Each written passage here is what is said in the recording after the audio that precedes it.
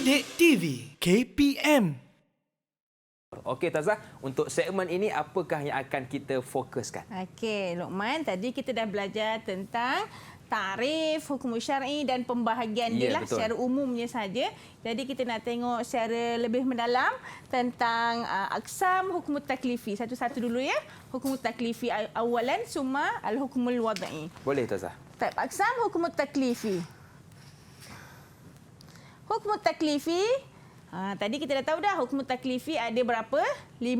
Jadi awalan kita nak tengok iaitu al-ijab. Ma huwa al-ijab? Al-ijab huwa talabus syari' al-fi'li ala sabilil hatmi wal ilzam. Ustazah dah siap highlightkan dah. Warna merah kat situ, al-hatmi wal ilzam. Jadi murid-murid kalau boleh buat nota beza antara hukum kelima-lima tu supaya nampak perbezaan dari sudut ta'rif tersebut. Jadi al-ijab kita mesti tahu, dia mesti lakukan ataupun kita kata dia adalah wajib lah. Betul. Okey. Talabus syari' al-fi'li ala sabilil hatmi, mesti buat. Okey? Wal ilzam. Contohnya dalam Quran, wa'budullah. Dalilnya surah An-Nisa ila akhirul ayat lah. Murid-murid boleh rujuk dalam tafsir Quran, ayat lengkap dan baca juga tafsirnya supaya kita lebih faham lagi. Okey? Jadi bila kita tengok wa'budullah, syarah dia adalah talabus syari' ibadatuhu ala sabilil hatmi wal ilzam. Bila dia kata syarahkan, ambil juga ayat daripada ta'rif tu sikit. Ya. Okey, lepas tu barulah kita khulasahkan dia. Fa ibadatullah wajib. Beribadah kepada Allah itu adalah satu yang wajib. Okey? Jadi bila kita kata syarah sahaja, ambil juga dekat ta'rif tadi ni ke atas. Okey? Supaya nampaklah. Jadi bila awak dah hafal dah ta'rif, senang awak senang je. Cuma khulasahkan dia. Fa ibadatullah wajibun. Okey? Okey, sanian. Hukmu taklifi iaitu hukmu an-nadbu. An-nadbu. Apa yang kita faham bahasa Melayu an-nadbu adalah sunat. Sunat. Okey, sunat. Jadi talabus syari' al-fi'lu ala sabilit tarjih la al-ilzam. Ya, tadi bezalah dengan al-ijab tadi. At-tarjih la al-ilzam. Tuntutan syarak untuk melakukan sesuatu dengan jalan kecenderungan, bukan mesti. Sunat nak buat dapat pahala. Tak buat tak dapat apa? Betul. Apa-apalah. Okey. Kecenderungan yang nak buat tak semestinya kita kena buat. Okey. Contoh dalam ayat Quran, qaulih ta'ala fa in amina ba'dukum ba'dhan falyu'addil lazi tumina amanatahu. Ini adalah berkaitan dengan menunaikan amanah ya. Syarah talabus syari' ada'il amanah inda amnin nafsi ala sabilit tarjih la al-ilzam. Ni masih lagi ambil daripada ta'rif tadi, dia ambil sikit poin dia. Fal ada mandub. Okey, khulasah dia hujung tu dalil ini tentang al-ada mandub ya. Maka menunaikan amanah, ayat ni kat sini bukan menunaikan amanah yang biasa tu, tapi kat sini kisah dalam ayat Quran ni adalah tentang hutang. Okay. Kalau kita berhutang, seeloknya kita menulis hutang kita tu lah. Okey, zaman dulu dia biasa ada siap buku 555 tu kan. Jadi kalau boleh kita memang kalau kita memang jenis pelupa ataupun jenis suka berhutang ke apa, jadi kita kena tulislah supaya kita tidak lupa. Tapi bila kita buat, kita dah akan dapat hukum sunat, dapat pahala. Jadi tak salahlah kita buat. Okey. Jadi boleh buat. Okey, contoh lain sunat tadi apa? Contoh lain mungkin macam kita bersedekah Ustazah. Bersedekah, betul. Bersedekah pun adalah satu amalan sunat. Okey. Dan yang seterusnya al-ibahah. Ibahah bermakna harus. Takhyir, bila harus takhyirus syari' lil mukallaf bainal fi'l wa tarak. Nak buat, boleh pilihlah nak buat ataupun nak tinggalkan. Fi'il melakukan wa tarki meninggalkan. Duna tarjih li ahadihima alal akhar. Tanpa ada kecenderungan kepada mana-mana pilihan. Okey, contoh sebelum saya bagi ayat Quran tu. Apa agak-agak contoh harus yang kita tahu? Makan, Ustazah. Makan. Harus kita makan hari-hari. Kalau kita tak makan? Tak makan, Ustazah. Lapar, Ustazah. Dan saya fikir kalau bab makan ni, bagi saya semua orang dia wajib. Dia wajib makan. Betul tu. Okay? Makan, tidur kan. Ada je orang tak nak tidur. Tapi kalau kita tidur, bukanlah tidur yang melampau. Betul, Ustazah. Ikut kemampuan tu, maka dia adalah hukumnya adalah harus. Okay? Contoh daripada ayat Quran, A'udzubillahi minasyaitonirrajim, daripada surah Al-Maidah ya, ayat 96, boleh rujuk ayat ni dekat tafsir Quran. Uhilla lakum saydul bahri wa ta'amuhu mata'an lakum lis-sayyarah. Okey, ini cerita tentang boleh baca ya dia punya tafsiran dia dalam ayat Quran. Dihalalkan bagi kamu binatang buruan laut dan makanan yang didapati dari laut. Ni cerita pasal gambar kita mula-mula tadi. Betul, Ustazah. Kan tadi ada gambar ikan lah. Sotong jambari lah semua ada kan. Jadi sebagai bekalan bagi kamu untuk dinikmati kelazatannya. Maknanya boleh makan. Dan juga bagi orang-orang yang dalam pelayaran musafir lah. Kalau contohnya dia memang kerjanya di laut, maka dia akan makan apa yang ada di laut lah. Dia tidaklah bawa ayam dan sebagainya kan. Betul, jadi dia boleh makan. Ada orang kadang-kadang dia tak lalu pun nak makan. Ni hukumnya harus ya. Jadi kalau contohnya ada orang dia tak suka makan ikan. Ataupun dia tak suka makan kerang. Betul, ada. Geli contohnya. Ataupun tak sukalah jadi dia tak suka. Jadi bila tak suka, dia ada pilihan. Takhyir. Pilihan. Nak makan ke tak nak makan. Terpulang. Itu jadi hukumnya harus. Faham. Kalau tak, semua orang wajib makan kerang. Habislah kerang. Ataupun mahallah kerang dan sebagainya. Okey. Terlampau banyak tuntutan kan. Okey. Okey, seterusnya syarah dia kepada ibahah tadi. Takhyirus syari' lil mukallaf bainal fa'il wa tarki dunat tarjih. Okey. Jadi kesimpulannya fasaidul bahri wa ta'amuhu mubah. Jadi kata syarak memberikan pilihan kepada mukallaf sama ada nak makan ataupun nak buat, nak lakukan ataupun tinggalkan. Maknanya nak makan ke tak nak? Boleh. Nak tidur ke, nak makan ataupun nak buat sesuatu itulah yang harus ataupun tidak. Tanpa ada kecenderungan. Maka binatang beruang laut dan makanan yang didapati dari laut hukumnya adalah harus. Ini cerita pasal laut lah. Haiwan-haiwan yang ada di laut. Okey, seterusnya. Apakah hukum seterusnya? Karohah. Karohah makruh. Contoh makruh yang Luqman tahu apa dia agak-agak. Ataupun anak-anak murid kat rumah tu. Ustaz kata jangan makan petai. Makruh hukumnya. Kenapa? Betul ke Ustazah? Sebab kenapa? Bau ni Ustazah. Sebab bau kan. Makan boleh makan. Tapi kena gosok gigi lah lepas tu. Betul. Kuranglah sikit baunya. Mungkin ada bau lagi. Tapi dia kuranglah sikit. Tentunya. Jadi benda yang berbau ni makruh lah hukumnya ya. Karohah. Kita tengok maksud dia. Karohah ya talabus syari' al-kaffu ya. Dia beza dengan ijab, dengan ibahah dan nadbu tadi. Dia al-kaffu anil fa'li ala sabilit tarjih la al-hatmi wal ilzam. Tuntutan syarak untuk tidak melakukan sesuatu ya, tidak.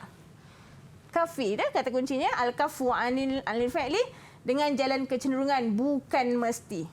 Maknanya masuk bukan mesti ni boleh je makan petai. Tapi kalau awak ada pilihan awak tak nak makan, dapat pahala lah awak tinggalkan benda tu. Maknanya awak tak makan. Tapi kalau nak makan, boleh makan tapi hukumnya adalah makruh. Contoh lain daripada makan petai, contohnya kat sini hadis Rasulullah ni, hadis Abi Ayyub an as-saum. Ya. Apa makna as-saum? Bawang putih. Okey, qala Nabi sallallahu alaihi wasallam, ya Rasulullah, aharamun huwa? Adakah bawang putih itu haram? Dia kata. Qala la walakinnani akrahuhu min ajli rihihi. Rih adalah bau dia. Saya tak suka sebab apa? Nabi kata, Nabi jawab tidak. Tetapi aku tidak menyukai bawang tadi sebab apa? Bau dia. Samalah situasi kalau kita petai lah. Betul, Ustazah. Okey. Baik, fahim tu miyatul labi fil bait. Anak-anak tu. murid.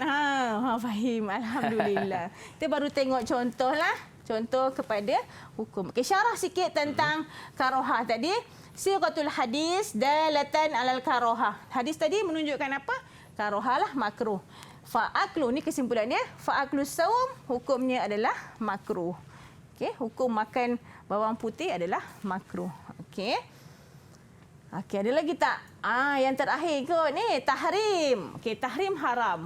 Sebelum Ustazah cerita takrif, apa dia contoh? Ataupun anak-anak di rumah boleh fikir sama-sama, apakah contoh haram lain yang kita tahu? Betul, haram ni semestinya mencuri. Mencuri contohnya, mencuri. Betul. Lagi menipu orang. Ya, betul. Okey. Jadi kita tengok takrif dia. Tahrim huwa talabus syari' al-kaf juga mesti kena tinggalkan. Anil fi'li ala sabilil jazmi wal ilzam. Mesti buat. Maknanya memang kena tinggalkan. Tak boleh pilih. Tak boleh pilih. Tak bolehlah. Hari ni saya nak mencuri, esok saya tak nak mencuri. Hari ni saya jadi hukum boleh mencuri, tak boleh ya. Jadi kat sini mesti tinggalkan al-kafu anil fi'li. Mesti tinggalkan. Okey, contohnya Okey, contohnya wa'budullah dalam surah An-Nisa, wa'budullaha wa la tusyriku bihi syai'an. Kalau kita tengok dalil ini sama tak dengan tajuk yang pertama al-ijab tadi? Betul Ustazah. Masih lagi dalil yang sama, tapi kat sini yang dia fokuskan adalah wala tusyriku bihi syai'a. Okey. Kalau kat depan ni kita tengok wa'budullah hukumnya wajib al-ijab. Tapi kita tengok wala tusyriku bihi syai'an. Maksudnya janganlah kita mensyirikkan Allah Subhanahu wa taala. Syarahan dia talabus syari' al-kaf, mesti ada al-kafu anis syirik ala sabilil jazmi. Sama juga dekat takrif dia ambil dan dia buat kesimpulannya fasyirku haramun. Okey. Jadi maksudnya tutupan syarak untuk tidak melakukan perkara syirik tadi dengan jalan mesti kita tinggalkan, tak boleh nak pilih-pilih. Betul. Okey. Maka syirik adalah hukumnya haram. Okey. Saya rasa habis dah untuk hukmut taklifi, masuk kepada al-hukmul wad'i.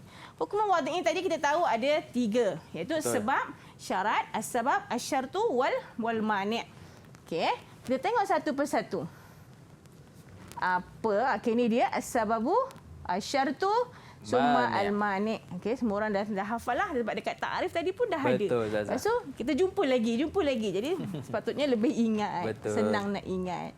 Okey, tengok dulu yang pertama, as-sabab.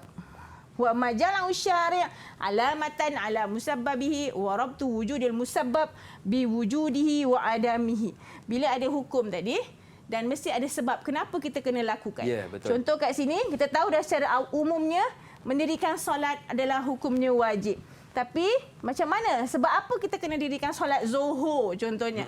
Bila solat Zuhur dalil Quran surah Al-Isra ayat 78, liduluki syamsi, bila gelincirnya matahari maka kita kena solat Zuhur. Sebab apa kena solat Zuhur? Sebab matahari sudah gelincir. Betul. Okey. Jadi iqtada syari' wad'u duluki, dia meletakkan gelincirnya matahari sababan liwujubi solati zuhri. Kalau dalil umum tentang kewajipan solat lain. Tapi kalau hukumul wad'i dia ada cabang lagi lah. Okey. Dan contoh lain, an Ummi Salamah qalat nahar Rasul an kulli muskirin wa muftirin. Tentang pengharaman perkara yang memabukkan, sababan litahrimil khamri, arak. Cerita tentang arak. Okey. Sebab apa haram? Sebab ianya adalah iskar. Okey. Fahim tu? Fahim tak ya Luqman? Fahim tu ya Ustazah. Alhamdulillah. Okey, seterusnya apa? Tadi as-sababu summa asy-syartu huwa ma yatawaqqafu wujudul hukmi ala wujudi wa yulzimu min adamihi adamul hukmi walakin la yulzimu min wujudihi wujudul hukmi. Syarat ni bila ada hukum maka adalah syarat dia. Kenapa kita kena lakukan tersebut? Contohnya sesuatu yang melibatkan kewujudan hukum berdasarkan wujudnya syarat. Dan pasti dengan ketiadaan syarat tak ada hukum. Maknanya tak ada syarat, tak ada hukum lah. Ya, betul. Namun begitu tak semestinya dengan adanya syarat ada hukum. Pening tak? Pening sikit. Betul, Ustazah. Okay? Jadi kat sini, bila ada satu syarat, contoh syarat sah solat. Yeah. Kita nak solat, mesti ada kita belajar syarat sah solat. Bila ada syarat, maknanya ada hukum. Betul? Kalau tak ada syarat, tak adalah hukum. Memang tak ada syarat. Inilah dia kesimpulannya. Okey. Jadi ni Ustazah buat dia punya kesimpulannya. Wujud syarat maknanya ada syarat, ada hukum. Hukum, betul? Tak ada syarat, memang tak ada hukum lah. Okey. Ada syarat, la yulzimu, tak semestinya ada hukum. Betul? Kita tengok contoh. Ini dia contoh. Walillahi a'udzubillahi minasyaitanirrajim, ya, surah Ali Imran, walillahi 'alan nasi hijjul baita man istata'a ilaihi sabila, tentang menunaikan ibadah, menunaikan haji. Kita dah tahu dah menunaikan ibadah haji hukumnya wajib. Tetapi bila dalil ini datang, maka dia khususkan ataupun syaratnya kepada siapa? Kepada orang yang mampu. Jadi dia meletakkan istita'ah syarat liwujubil haji. Yeah. Okay, kemudian yang kedua tentang la yuqbilu shalah bi ghairi tuhurin. Syaratnya nak solat mesti suci. Jadi kat sini dia kata wudi at-taharah syartan li sihhatis solah. Tu dah dikatakan syarat. Kalau dalil umum wajib menunaikan solat. Nanti kita tengok ada azimah, hukum azimah. Tapi kat sini sebab apa ataupun syarat apa yang membolehkan kita solat dengan sempurna. Okey. Yang ketiga, al-mani' huwa ma yalzamu min wujudihi adamul hukmi au butlanus sabab. Contoh kat sini, bila ada sesuatu hukum tapi ada benda yang menghalangnya, wujudnya penghalang akan meniadakan hukum atau membatalkan sebab. Contoh kat sini adalah kalau contohnya kat sini tentang akdun nikah. Akdun nikah boleh kita angkat nikah. Tetapi ada benda yang menghalangnya ketika dia dalam tempoh iddah. Okey, dalam buku ada ya, anak-anak boleh baca. Asy-syari' wudi'al iddah mani'an min sihhatun nikah lil mar'ah. Kemudian contoh yang kedua, al-qatil, kepada pembunuh yang membunuh warisnya sendiri. Okey, baik. Jadi Didik TV KPM